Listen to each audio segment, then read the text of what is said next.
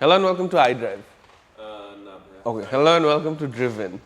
No, I didn't go. Oh no. Hello and welcome to my channel, Avik Anwar's channel to review cars. We're jumpstarting this channel to bring you regular reviews of all the cars that you guys want to see. I need your support so that the channel keeps growing and I can bring you more and more cars. Slight note, we're going to talk in English so that the international viewers can also enjoy our content, since we get a lot of JDM cars and nobody reviews these cars. Even in Japan, they don't review them properly. So I am going to try and do them properly. So right now, our star of the show is the all-new Toyota Crown RS.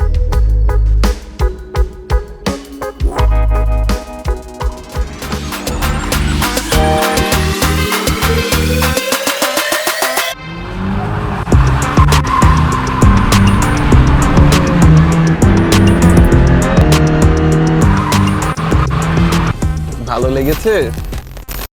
What does RS stand for? It stands for Rally Sport or Racing Sport. Why would a Crown be a racing sport car? This is basically a GT car, a Grand Tourer. They've added this racing sport factor by developing this car's suspension and the chassis in the Nürburgring. This is the first time Toyota has actually sent a car to the Nürburgring Nordschleife to tune the suspension and every little bit component so that the driving pleasure increases. This is the 15th generation Crown. The first one came in 1955, but you can Google all of that. I don't need to tell you that. Let's enjoy the car and focus on what Toyota is offering. First off, from the get-go, this car looks brilliant. It looks like it's a Predator. It's coming to get at you with these stylish headlights, and all headlights are 3D design, as you know by now, but this one has adaptive high beam and it also has automatic high beam assist. So if you are on full beam and someone else is coming, the car will lower down one side of the high beam assist, but the other side will be at full blast. You have a big statement grille from Toyota where the Crown logo is very visible, and the RS, the Racing Sport logo, is there as well. You have the brake assist sensors here, and you have parking sensors on the side. You have headlight washers here. Then you have the front camera. Now the bottom design is a bit flat, like compared to the upper design, but you see nice integrated fog lights, and these are covered. So the flat face concept still exists in this car. So this has less drag coefficient. Even this is covered. Only this portion is open a little bit. As we move along the side, you can see big wheels. These are chrome wheels. I don't particularly like them, but Toyota has opted for these wheels. And the tire size is written here. This is Bridgestone Regna tire. They're good for performance, but they're not that much, but they're also good for fuel economy and road comfort. The tire size is 225, 45, 18 in the front. You have the hybrid logo here because it's a hybrid, and then you have these. These actually reduce the drag coefficient because they are in line with the rear tail lights, as you can see, so that the air flows smoothly. You have winker mirrors here, and you have a camera down here for surround camera assist. Then you have lane departure assist, nice chrome handles on the doors and matching chrome on the side skirts, which is a nice touch. You have rain shades, which are very useful. Most JDM cars come with rain shades. This is when on a rainy day you don't want the aircon on, but you want to feel the weather outside, but it's too much rain, then you can put the glass down a little bit and rainwater won't get in, but you'll be able to enjoy the weather and the car won't fog up as much. Then the fuel filler door is here. This opens from the inside. It's not like your European cars or any other cars. You have a shark fin at the back, which is functional. And then you have wraparound 3D design tail lights with a nice big diffuser on the rear bumper. And look at this, actual exhaust, all four, and they're functional. Take that, Audi, BMW, and Mercedes. Do something genuine like Toyota does. You have the bumper sensors here and a functional diffuser at the back. This is not for show, guys. This is actually functional because this car has a very flat underbody to reduce drag coefficient and a nice boot lid spoiler to add to the touch. You also have a very sculpted rear trunk, which also has its uses, and I will show you the space at the back. So in case you can't open the trunk, you can open it with the key. This is a nice thing that Toyota did. And you can put it down here and open the trunk. Wait. In case you get locked out or in case something happens. Hey. fast forward this bit.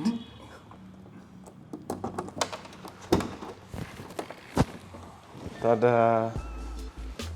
Big trunk. Big. Big, still going. Looks can be deceptive. So yeah, all in all, the exterior looks nice. One of my camera crew, they said the rear doesn't look like it's an expensive car, but the front does. Well, I sort of agree with him. I don't like the rear look that much, but the front actually looks very, very good. So yeah, let's check out the interior. Starting off, this is a hybrid, so there's no engine noise, but the engine will kick in once we are sitting and idling for a long time. The good thing about this car is it's very easy to use, everything's to the point, to focus, but you have to convert to English and then you can use it properly. So you have the menu button here from where you can adjust all the controls. So if you go to top, the AC functions come here and you put down, the AC functions go away, put top again and you go to AC menu. You can adjust where the air will flow. If you want the steering heated, if you want the seat heated, you can all do it from the aircon menu here. So everything's very modern, very touchy. Passenger side is different. And in the options, you can opt for the swinging AC, dual zone climate control, and even turn on the nano technology, which is a technology by Panasonic, and it filters out all the viruses that you breathe in, 99% of viruses. Now, I don't know if that includes coronavirus, but I hope it does. And then you have the SOS button in case you get into trouble. Well, this won't work in my country. Then you have the air purifier, which purifies the air if you're smoking or have a smoker inside the car who wants to smoke. Then you have the tilt button for the sunroof and the open and close button for the sunroof. You have a nice HD camera here, back camera, which you can turn off if you put it down here. It'll work as a mirror. And then you can also adjust how the camera will behave by the setting button here. This is also available in Toyota's new Harrier. So this is, I think, a homologation of their lineup. You have nice vanity mirrors here and the roof lining material is also nice. The seats are very comfortable. They're adjustable, they're memory seats. But my complaint is, since I'm a bit tall, this is the maximum the seat will go down. It won't go down anymore, but it will go up. Overall, the interior is nice to the touch. The seats are very hugging because this is a racing sport version. The seats need to be a bit buckety. You have the 100-volt AC, USB, and a charger button here. And there's carbon fiber on the interior. Now, this is not fake carbon fiber. This is real carbon fiber. Toyota actually put real carbon fiber inside this car, and then you can slide this down if you want a nice seamless look inside the interior. Cup holders, look at it. They're very nice. If you don't want them, up there. Very aesthetic. Someone at Driven would have liked it. So you have your coin holders here, which sometimes you can use to keep food. I don't recommend it, but if the situation calls for it. And then you have additional storage space here. Now they've put an additional layer of carpeting in the storage space because this is a luxury car at the end of the day. You need to feel rich inside the car.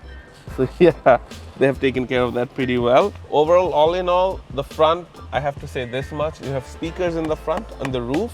This is something new from Toyota. You have a subwoofer in the center and 6 speakers in the front, and with the subwoofer 7, and then another 5 or 4 at the back. So a 12-speaker sound system. Sound system would be banging. It's not any designer sound system, but it's Toyota's premium sound system. So let's check out how the rear passenger comfort is. Right now at the back, and the first feeling I got at the back is it's a bit constricted because the older Crowns used to be much bigger, but this is a racing sport, so you're meant to drive it more than sitting at the back. You have a nice armrest, which is in leather, and then you have cup holders here, and then you can fold it down if you don't have cups, and your hand can rest peacefully. You have 2 aircon vents here. They are not individual climate controlled, but they are dual zone. So if you adjust the front, this will be adjusted at the back. And then if you have a naughty passenger, or if you need more leg space, you can push this button here and move this seat forward. That is something that I admire about the Crown. Now you have leg space. Now you can feel this is a Crown. And you have aircon vents at the back as well. Oh my. Thank you, no problem. You have aircon vents at the back as well. So your feet are cooled comfortably right down there. Overall, at the back, it's nice, but it could have been nicer. You have LED room lights here, and you have the speakers as well on the door. Here one, and there's another one. and then you have a big base cylinder at the back. So yeah, it's pretty nifty. Like I said, 4, 5, 6 speakers at the back, and then 6 at the front, so there's 12 speakers. Pretty good, Toyota. You've done your homework. And you have pouches to keep your files and stuff. But like I said, it's a driver's car, so it's better at the front than it is at the back, but it's not bad, you know. It's better than your Toyota Premio, Honda Accord, and your 5 Series.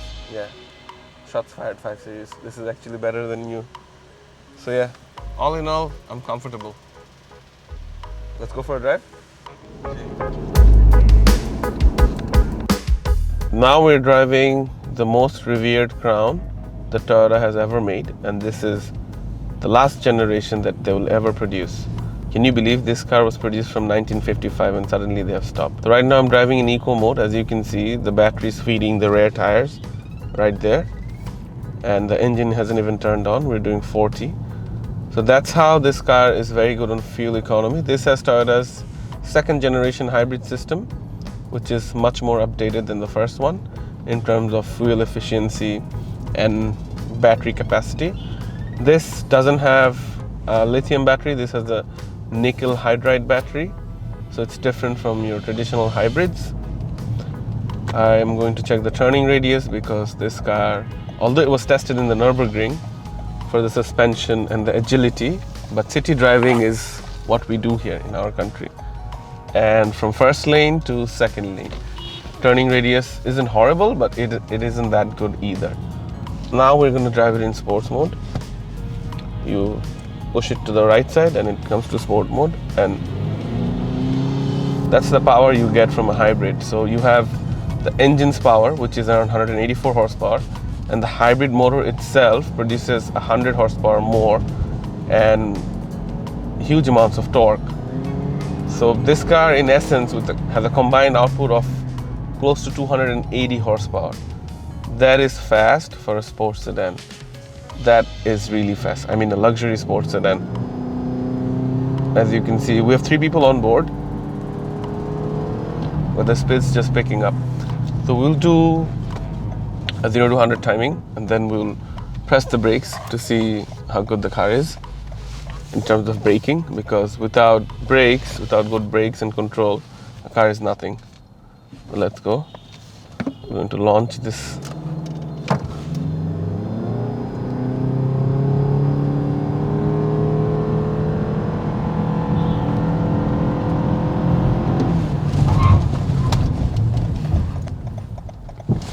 Those are good brakes, and that's very good acceleration. Bravo Toyota, hats off, you did a good job. One thing I would like to mention is that there is an ease of use.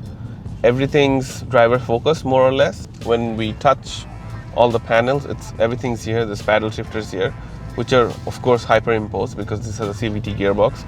So these are like fake shifts, but still feels good because we're used to the conventional gearbox as we grew up driving the cars. So maybe 5 generation onward, CVT will be normal for them. The aircon controls are here. You can adjust individually. They're touchscreen. Not the best of touchscreens, but they're pretty good. I'm going to try and park the car because this is a big car. It's very hard to park. So as soon as I put it in reverse, I have 2 back cameras. One is showing the rear, and then the other showing if there's any people or anyone nearby. And there are side sensors too, which is the first for a Crown. Much like Mercedes and Audi and BMW.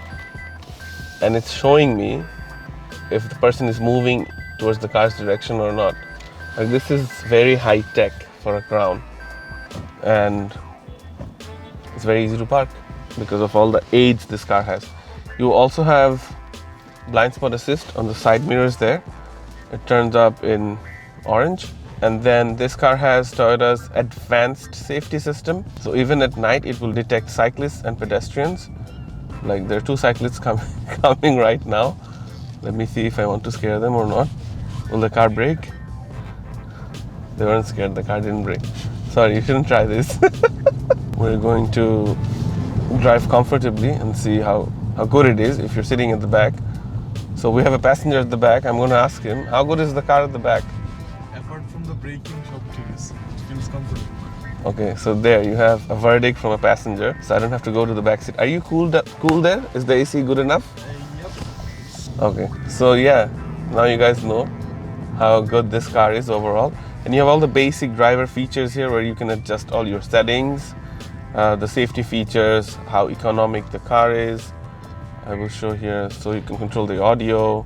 Then you have the compass here, which is good. Then if you're driving economically and if there's any error codes in the car, and obviously it's mostly in Japanese, but you can change it to English if you want. So yeah, a lot of stuff. And this is on rear cross traffic alert. If you can see the heads-up display, this car has Toyota's Connect system. So if you're in Japan, you get 3 years of free connectivity. That means roadside assistance and any problem, any error codes, this car will feed directly back to Toyota, but in our country it's not worth it.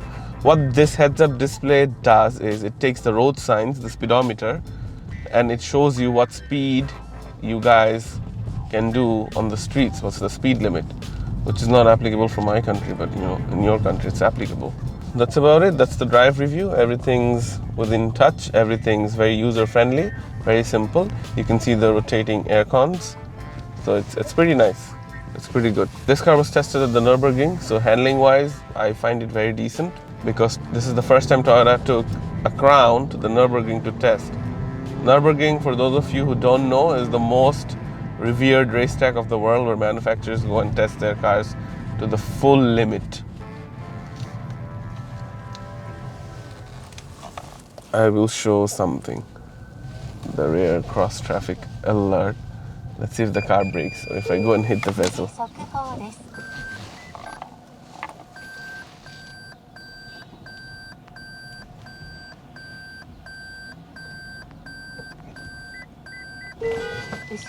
So the car braked itself. I didn't do anything. It will brake for 5 seconds and then it will go. Sorry Vezel, I scared you. So all the safety features, everything works on this car. It's brilliant. You have memory seats, and this is a very tough spec to get with red interior and suede leather inserts on the sides and in the middle. So this is a very well spec'd car. All in all, I like it. This is a force performance engine. That's what Toyota calls it. The engine is built at a very high thermal efficiency and also a very optimum power output. So Toyota has done their homework with this car. They wanted to sell 4,500 units in Japan. That was their targeted projected sales. But due to the pandemic and the world economy, Crown sales figure didn't hit that much high. So that's why they're trying to pull the line off from the factory. This is a very good car and we're sad to see the Crown go. But this is how the world works now. If something doesn't make money, people stop producing it. Sad, sad state of the world where money is everything. This is a good car. It's not the best because I don't like driving hybrids. They're not the best cars to drive. But Toyota has done a very good job on the suspension. They have done a very good job on how the car delivers power. And the brakes are amazing. As you have seen, the brakes are pretty good. Acceleration is very decent. The car is very comfortable. Turning radius is pretty bad. But fuel economy wise, Toyota said this car will get 24 kilometers per liter. But in my country, it'll probably get around 15. The heads-up display and all the features, all the safety features make this car a very good consumer car. So overall, I would rate this car 8.5 out of 10. The price of this car is 1 crore 5 lakhs. That's the asking price for a 2018 model, and the registration will cost you over 2.5 lakhs. So keep that in mind when you're buying this car or when you're shopping for this car. Some showrooms give warranty on the hybrid, but one thing I have to say, this is a very reliable platform. Toyota has tested and tried this platform for a long time. So this car will never break down on you and nothing will happen. This is a bulletproof solid car. Crowns are known for their reliability and this is one of them. If you like my video, like it, subscribe to my channel and put down in the comments what you want to see next. Car with the highest number of comments, we'll do next for sure. Okay? Take care guys, drive safe. See you on the roads. Bye.